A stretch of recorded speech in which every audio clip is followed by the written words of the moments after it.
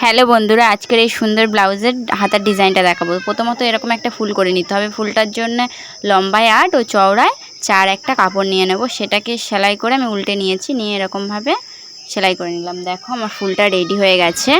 এবার আমি হাতাটাকে মাঝখানতে ভাঁজ করে এবার পেস্টিং কাটাটাকে বসিয়ে দিলাম, দিয়ে এরকমভাবে চারিদিকটা সেলাই করে নেব।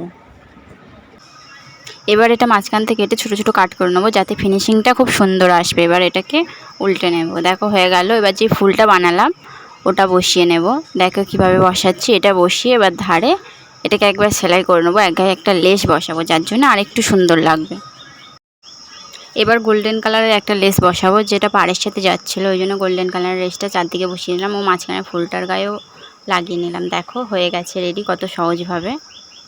কেমন লাগছে সবাই কমেন্টে বলো। আর এরকম আরও ভিডিও পেতে আমার চ্যানেলটিকে সাবস্ক্রাইব করে দেবেন প্লিজ, ছোট্ট চ্যানেল।